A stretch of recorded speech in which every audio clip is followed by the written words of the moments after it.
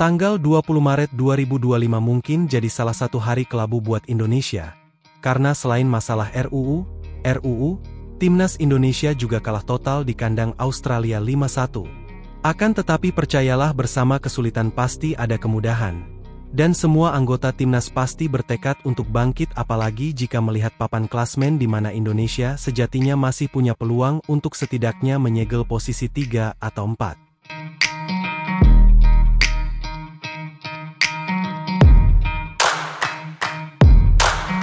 Nah dari semua itu enggak sedikit loh pihak-pihak yang menyarankan Patrick Kluivert buat sedikit ngobrol sama STY soal kekuatan lawan yang dihadapi. Walaupun itu kemungkinan besar mustahil, tapi ya mungkin aja itu terjadi semisal enggak sengaja ketemu pas sama-sama wortak chill. Yap, dari kekalahan yang ada yang jelas Kluivert dan tim pelatih harus benar-benar menelaah apa yang salah di laga versus Australia. Dan Tijani Reinders selaku kakak dari Eliano terpantau juga memberikan pesan mendalam ke Timnas Indonesia. Sesuatu yang bernilai positif karena kembali lagi tim ini dibangun atas dasar kebersamaan. Jadi ketika menang ya harus bersama, ketika kalah apalagi pokoknya harus lebih bersatu. Ia capek banget sama segala hal yang terjadi belakangan ini. Masalah RUU yang udah bikin mumet. Timnasnya juga malah ikutan jelimet. Tapi sekali lagi di sini Mimin cuman ingin memberikan kritikan ke performa Timnas Indonesia di bawah asuhan Patrick Kluivert. Yap, suka nggak suka dengan skuad yang ada, harusnya kita bisa meraih hasil lebih maksimal. Tapi ya gitu, sepak bola bukan sekedar skill mata, namun pengalaman, jam terbang, serta chemistry, nyatanya membuktikan segalanya. Meskipun begitu sama sekali itu nggak bisa dijadikan alasan. Dan Timnas Indonesia apapun caranya harus bisa bounce back karena sejatinya situasi semacam ini bukan pertama kalinya kita alami. Ingat saat kita dihajar Irak 5-1 di Basra, kemudian di laga selanjutnya cuman bisa imbang 1-1 lawan Filipina, walah asli ketika itu publik ngocehnya kayak apa. Tapi pada akhirnya tim Garuda mampu bounce back dan lolos ke round 3. Kemudian setelah kita dikerjai Bahrain, terus kalah di Cina, lalu dihajar Jepang ketika itu sih kembali panas. Tapi di laga versus Arab para pemain mampu membuktikan mentalitas Garuda enggak secemen itu. Nah kalau yang kemarin-kemarin bisa, atas dasar apa kita bilang laga versus Bahrain di GBK enggak bisa bounce back?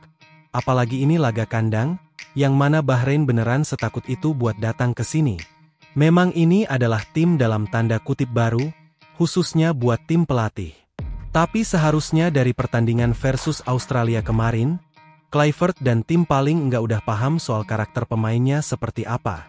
Dan enggak sedikit pihak-pihak yang meminta kalau Kluivert legowo buat menghubungi STY untuk sekedar tanya-tanya. Terutama biar lebih tahu karakter pemain tim Garuda serta sedikit gambaran cara Bahrain main. Ya biar gak kaget tiba-tiba lihat pemain Bahrain mendadak guling-guling. Tapi meskipun itu mustahil, yang jelas respect buat STY. Karena masih memberikan kesan positif serta masukan terkait hasil versus Australia kemarin. Sementara itu ada Tijani Reinders nih yang turut menyampaikan pesan singkat namun mendalam. Di mana pemain AC Milan tersebut tampak memberikan emoji love dalam postingan terbaru adiknya Eliani Reinders. Tentu saja Tanjung berharap kalau Indonesia bisa melangkah tinggi untuk lolos ke Piala Dunia. Dan ia juga berharap kalau nantinya bisa berhadapan dengan tim Garuda di Piala Dunia.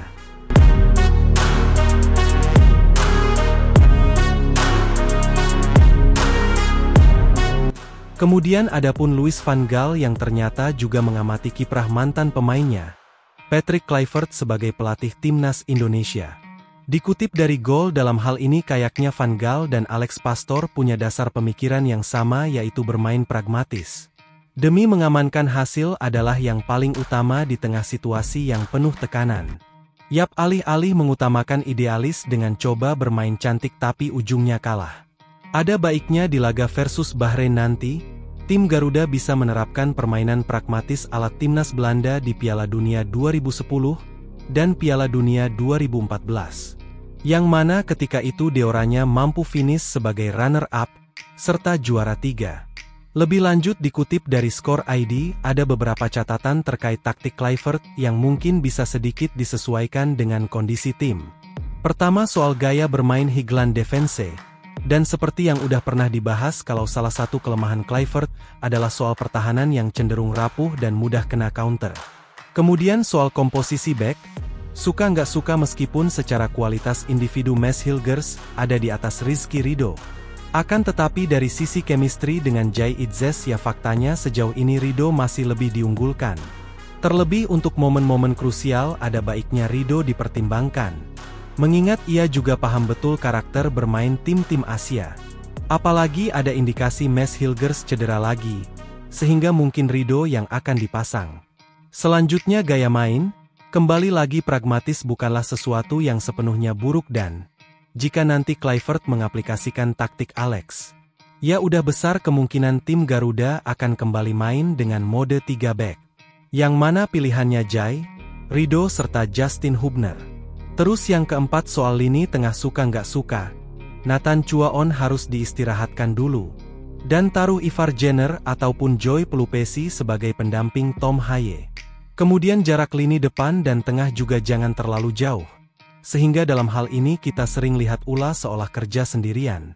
Tapi ya gimana kembali lagi itu laga perdana jadi mungkin pemahamannya belum cair. Namun dengan kembalinya Ragnar ke line up boleh jadi akan membuat tugas Romeni enggak sengoyo pas kayak lawan Australia. Dan yang kelima tentu saja soal komposisi pemain. Mulai dari kiper, ada baiknya Emil Audero dikasih kesempatan. Karena jujur kemarin adalah penampilan terburuk Martin Paes selama ia tampil buat Indonesia. Bukan masalah kebobolannya aja, tapi cara koordinasi dengan back kemarin juga miss. Kemudian untuk posisi 3 back Jai, Ridho dan Hubner bisa kembali dicoba, karena mereka sejauh ini udah membuktikan kesolidannya. Perihal Mads Hilgers, Mimin gak meragukan dia secara kualitas individu. Bahkan Mimin juga salah satu yang ngefanskan sama ini pemain. Tapi ya kembali lagi ini soal objektivitas dan Mads masih butuh waktu untuk menjalin chemistry dengan tim di sektor belakang. Nah untuk posisi wing back kanan Kevin Dix tetap yang terbaik saat ini. Masalah gagal penalti sekelas R7 dan Messi aja pernah luput juga. Jadi ya itu adalah hal yang bisa terjadi pada siapapun. Kemudian untuk wing back kiri please banget Kelvin Verdong udah gak usah diotak-atik lagi. Gak usah aneh-aneh taruh dia jadi centerbak meskipun dia juga bisa. Karena sejatinya kualitasnya eman-eman banget. Untuk gelandang Tom dan Pelupesi sebagai dua pemain berpengalaman didukung Marcelino sebagai nomor 10. Barulah dua di depan Ragnar dan Ula yang sama-sama skillful bisa memberikan ancaman bagi Bahrain.